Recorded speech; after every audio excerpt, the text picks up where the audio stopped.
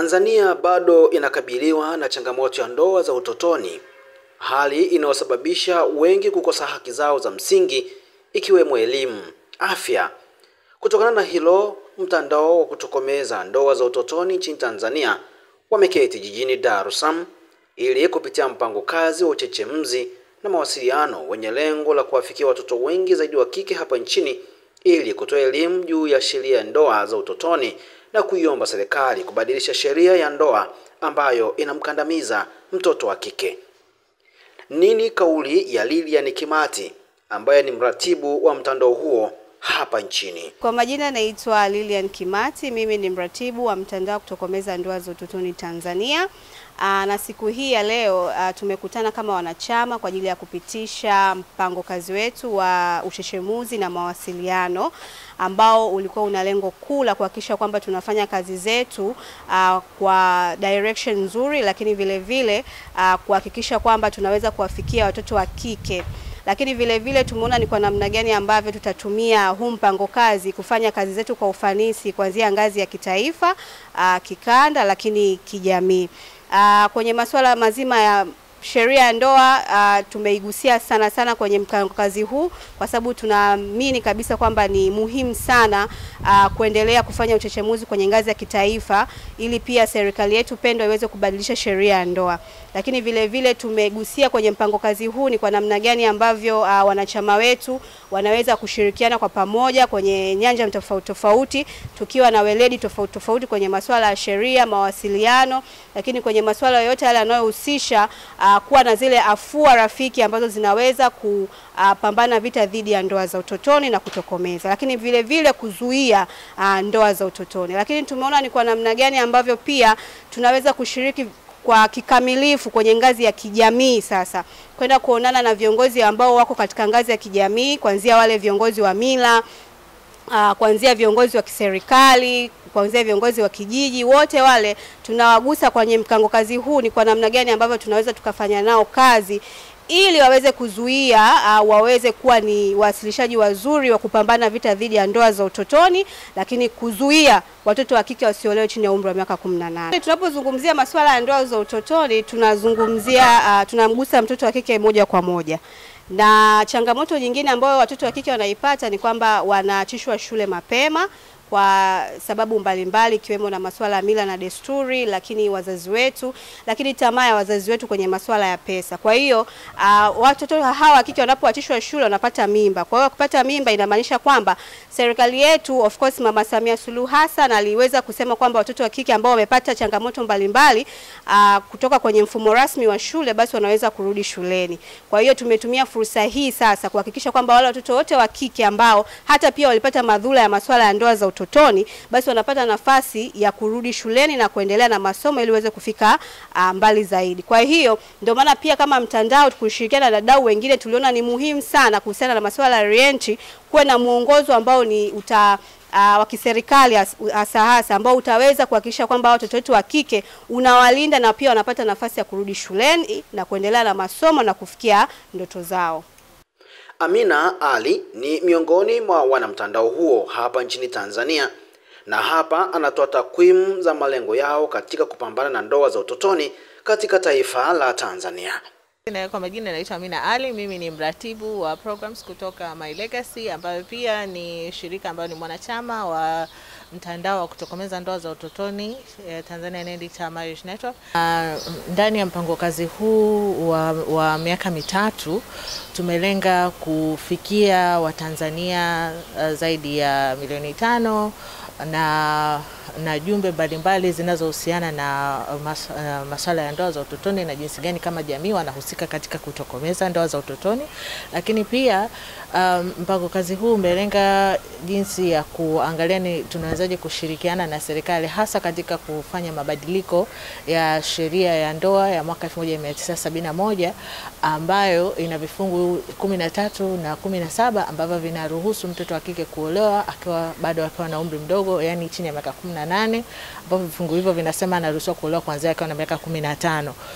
na ambapo tunaona inakinzana na sheria nyingine kama sheria ya mtoto ambayo inasema mtoto ni mtu yoyote aliye na umri chini ya miaka 18. Hivyo mtoto wa kike kuruhusiwa kuolewa akiwa na miaka 15, ina maana tunamnyima haki zake za msingi ikiwemo haki ya elimu, haki ya afya na haki ya kuwa na kuishi maisha yenye staha na yenye utu pia. Lakini pia mpango kazi huu umeangazia jinsi gani tunaweza kushirikiana na wadau wa sekta ya habari na jinsi gani wao na sisi kwa pamoja tunaweza kusukuma ili gurudumu na kufikisha hii jumbe au hizi jumbe kwa upana zaidi na kwa jamii nzima. Adeline Lukwatage na Adela Lukwatage, hawa ni watoto wenye umri wa miaka 15 tu na pia ni wanaharakati wa haki za watoto hapa nchini, na sasa wanapaza sauti yao na kutoa ombi kwa serikali ya Jamhuri ya Muungano wa Tanzania inaongozwa na Rais Dr. Samia Suluhu Hassan juu ya kunusuru watoto wenzao wanaoolewa katika umri mdogo, kwani tatizo hilo bado ni kubwa. Afikia imekaa sawa. Naitwa Adeline Lukwatage na miaka 15. Mimi ni mwanaharakati wa haki za watoto. Kwa uelewa wangu kuhusu ndoa za utotoni, kama inavyoaminika na watu wengi sana kwamba ndoa za utotoni chanzo chake kingi au waathirika wengi wapo vijijini, lakini kwa uelewa wangu huu naona kwamba hadi mjini bado kuna tatizo. Na tatizo hilo ni kuwa na elimu ndogo kuhusu ili tatizo. Kwa sababu katika takwimu zangu ninaona kwamba mjini kuna watoto wengi sana, and especially watoto wa kike hawaelewi kuhusu ili tatizo ambalo wao wenyewe ndo wanakuwa affected nalo. Na pia watoto wengi wa kike katika hizi takwimu zetu kama wanaharakati tunaona wameaminishwa na wazazi wao au wao wanaowalea kwamba wao wenyewe hawawezi kufanikiwa bila kuwepo na mtu nyuma yao anaowasupport. Ndio maana wengi wanakuwa easily kukata tamaa sana na kuamini kwamba ndoa za utotoni ni suluhisho kubwa. Lakini pia mimi naona kama mwanaharakati na pia na washauri wanaharakati wengine na hizi ni majukwaa mengine wa focus kwenye kupeleka elimu nyingi kwa watu, kwa sababu tukiendelea kueneza elimu kwa watu wengi watakuwa na uelewa kuhusu hili jambo, na watu wote hao ambao wataelewa kuhusu hili jambo tukishikana mikono, mimi naona kwamba hili swala ni easily sana kulifanyia kazi na kuisha kabisa, ili tuwaokoe vizazi hivi vijavyo na vizazi vya sasa, watoto wa kike. Kwa sababu tunaona watoto wa kike wanaweza wakawa na nguvu kubwa na wakawa na influence kubwa wakiamua, na wakiamua kufanya na kutimiza ndoto zao na kiweka malengo makubwa juu ya maisha yao. Adela Lukwatage na miaka 15. Mimi ni mtetezi wa haki za binadamu. Kwa mtazamo wangu naona kwamba ndio serikali inajaribu kufanya michakato mingi sana ili kupinga kuiondoa kabisa hii sheria ya child marriage, lakini wangebase sana na kuwatembelea ni watu waathirika wenyewe ili wajue zile effects kabisa, kwa sababu tunaweza tukafikiria kwamba effects za child marriage labda ni poverty, ni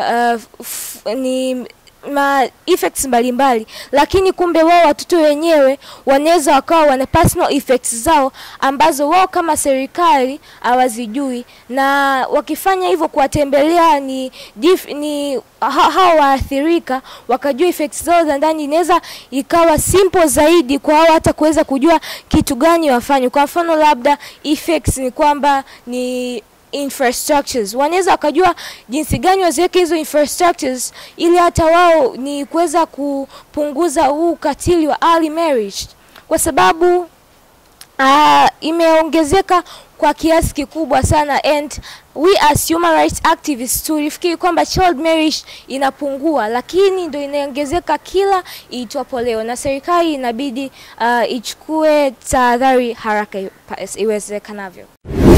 Kaja TV ni channel bora kabisa, ipo kwa ajili ya kukuletea matukio mbalimbali kama vile habari, matukio ya kijamii, kisiasa, kiuchumi, michezo, mikutano ya Injili, harusi na ibada mubashara. Usiache kusubscribe, kucomment na kulike ili uendelee kupata taarifa mbalimbali kutoka hapa Kaja TV.